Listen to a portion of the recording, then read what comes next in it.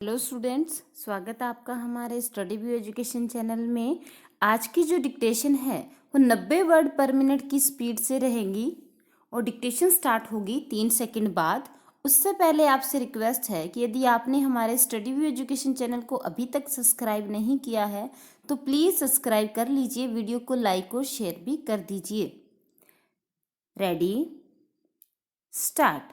सभापति महोदय, अनुसूचित जातियों और जनजातियों के कमिश्नर ने अपनी रिपोर्ट पेश की है। उस रिपोर्ट को देखने से यह मालूम होता है कि इसको तैयार करने में उन्होंने बहुत परिश्रम से कार्य किया है। इसके लिए मैं उनको और उनके सहयोगियों को धन्यवाद देता हूँ। इसके साथ ही मैं इस रिपोर्ट के संबंध में निवेदन भी करना चाहता हूँ।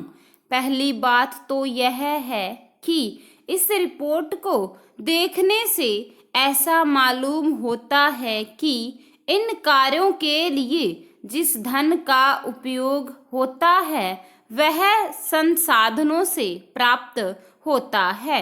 केंद्र सरकार द्वारा, राज्य सरकारों द्वारा और कुछ अन्य सरकारी संस्थाओं द्वारा रिपोर्ट के अनुसार जितना धन इन कार्यों पर व्यय करने के लिए दिया जाता है उतना धन पूरी तरह से खर्च नहीं हो पाता है। मैं यह भी कह सकता कि आवश्यकता से अधिक धन दिया जाता है या कार्यकर्ताओं को धन प्राप्त नहीं होता, जिसकी वजह से वह बिना खर्चे हुए बच जाता है।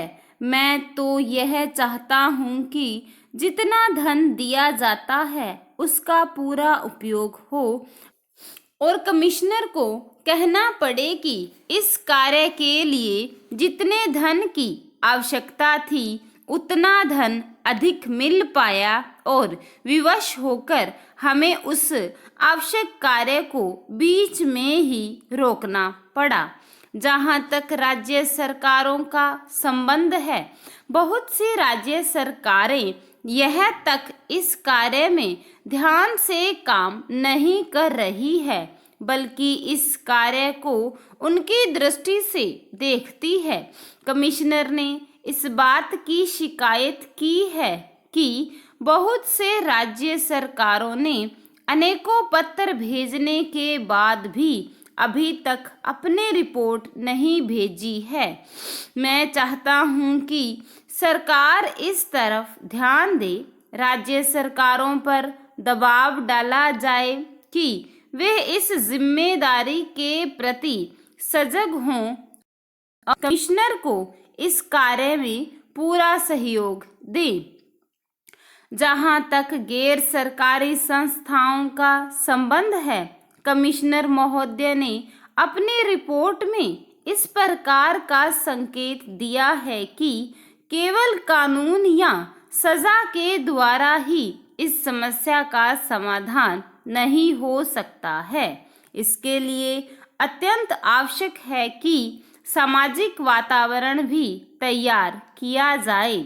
सौभाग्य से मैं एक ऐसे संगठन को जानता हूँ जिससे स्वाधीन भारत से पूर्व अंग्रेजी राज्य के समय में इस कार्य को अपने हाथों में लिया था। इस सदन के माननीय सदस्य जानते हैं कि हमारे देश की आज़ादी के समय से पूर्व आर्य समाज इस कार्य को कर रहा है। उसने जाति भेद, छुआछूत तथा इस प्रकार की अन्य बुराइयों को समाज से दूर करने के लिए बहुत प्रयास किया है। मेरा अपना विचार है कि इस प्रकार की जितनी संस्थाएं इस देश में काम कर रही हैं, सरकार उनके साथ पूरा सहयोग करे, उनको सहायता दे ताकि वे अब अधिक से अधिक उत्साह से काम कर सके। इन संस्थाओं के द्वारा सामाजिक स्तर पर जितना भी प्रचार कर सकें वह हमारे देश के लिए बहुत ही लाभदायक होगा। दूसरी बात मैं कृषि वैज्ञानिकों के बारे में कहना चाहता हूँ।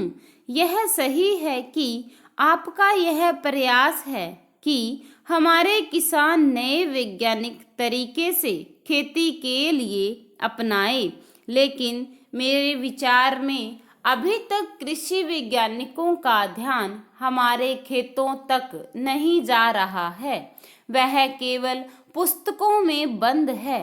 हमारे कृषि वैज्ञानिक खोज करते हैं लेकिन उस ज्ञान को, अपनी खोजों को किसानों तक नहीं पहुंचाते हैं। इसके लिए कुछ प्रयास किए गए हैं लेकिन जितना विज्ञान किसानों तक पहुंचाया जाना चाहिए उतना नहीं पहुंचा है। अब किसान नई खोजों से लाभ उठाना चाहते हैं, नई तकनीकों को ग्रहण करने के लिए तैयार हो गए हैं।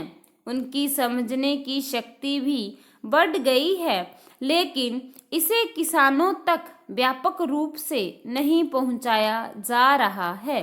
आप इसके लिए किसान मेले आयोजित करें, रेडियो तथा दूरदर्शन पर इन खोजों का प्रचार करें, कृषि कॉलेजों में इनका प्रचार करें। यह अनुभव में जब कृषि मंत्री था मैं अपने स्वयं किया था। गांव में जाने के लिए आरंभ में अधिकारियों एवं कृषि वैज्ञानिकों को हिचक हुई, लेकिन जैसे ही उन्होंने जाना शुरू किया तो जिस गांव में वैज्ञानिक गए वहां किसानों की फसलें अच्छी होने लगी। इसी तरह से वैज्ञानिक सारे देश में इनका फैलाए। मैं कृषि विज्ञान मेलों को गांव-गांव में आयोजित करने के पक्ष में हूँ, क्योंकि इससे परिणाम बहुत शीघ्र और अच्छे होंगे। तीसरी बात मैं किसानों पर लगने वाले कर के संबंध में कहना चाहता हूँ। किसानों पर यद्यपि सीधे आप आय कर नहीं लगाते हैं, तथापि जो भी कर आप वस्तुओं पर लगाते हैं उसका सीधा असर किसानों पर पड़ता है। इसके लिए किसानों को आर्थिक सहायता भी नहीं दी जाती है, जबकि उद्योगपतियों को सरकार अनेक प्रकार से सहायता देती है।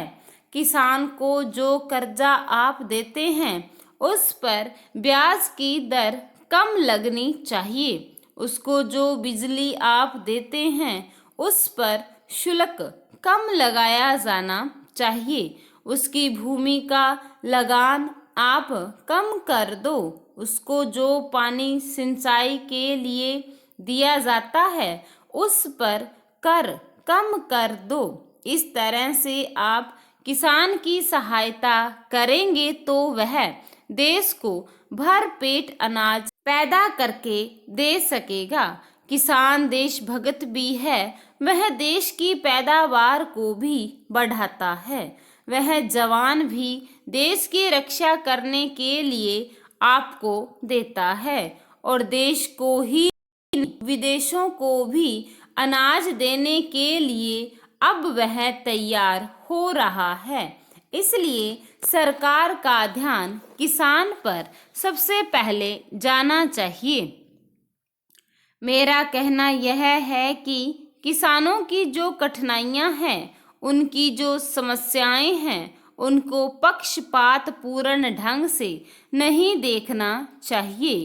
किसान को सबसे बड़ी शिकायत भी यही है कि उसकी ओर सरकार को जितना ध्यान देना चाहिए उतना वह नहीं दे रही है। किसान का अन्न खाकर सारे देश के लोगों की आंखें खुलती हैं, विदेश के लोगों की भी आंखें खुलती हैं। स्टॉप।